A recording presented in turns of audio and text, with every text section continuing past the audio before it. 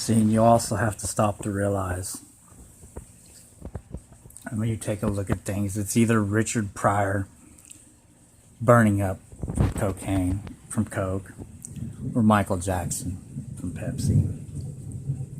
It's either a comedian or a singer, and it always ends up something he's touched on little kids or something. It's never about reality. And it's like Courtney Love and Kurt Cobain. You know, it's always got to be a drug overdose or a suicide or asphyxiation from some type of erotic sex that a person's into. It's never simply just a happily ever after or a never ever again. But see, this is how sometimes you may not know that Courtney Love was Kurt Cobain.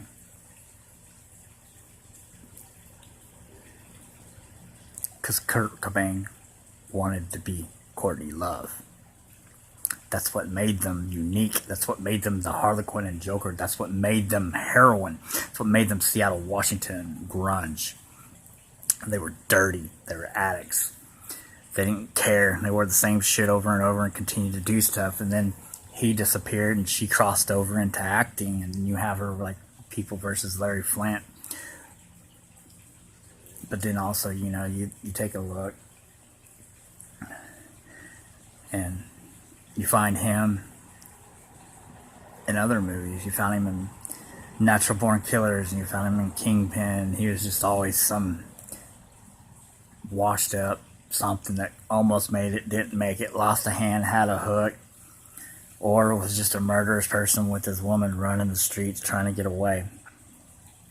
It's that quintessential love story. It's the opposite of Romeo and Juliet.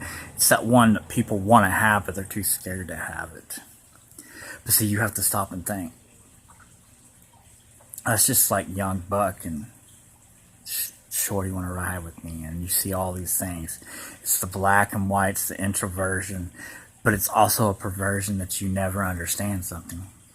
You first have to be pornographic and fornicate before you can ever perform on a stage in theater with another person, before you could ever be a prop or a pistol or something that could even resemble proper.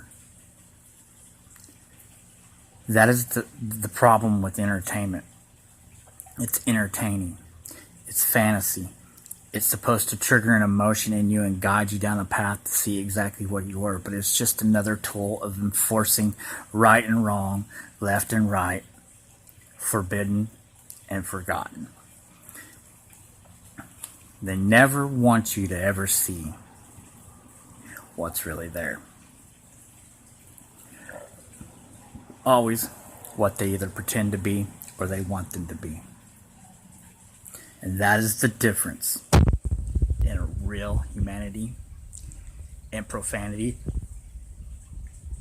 in a mob scene and an obscene, and something that is a beautiful disaster, or something that is disastrously destroyed because people were jealous of its beauty and its antiquity, whatever, if that's said right. It's why you find people that destroy books, because they say it depicts certain things like this. When the basis of life is a man trashing his mom, not wanting to ever be a part of her again, but finding another woman and trying to find himself inside of her. And that is the definition and a meaning of things that people don't understand. Fuck. It could be many things. Some things it happens, sometimes it happens, sometimes it doesn't. But the difference between a man and woman is a woman will complain about a man yearning, lusting after her, and overstepping a boundary in their personal space. But the woman will end up finding herself doing the same thing when something intrigues or catches her off guard. It is only then when you point out the fact that women are the real predators once they understand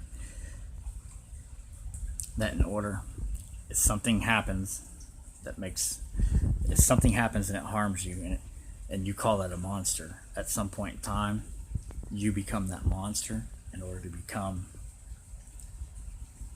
that prime person that you needed to be. Is at that point you have to understand.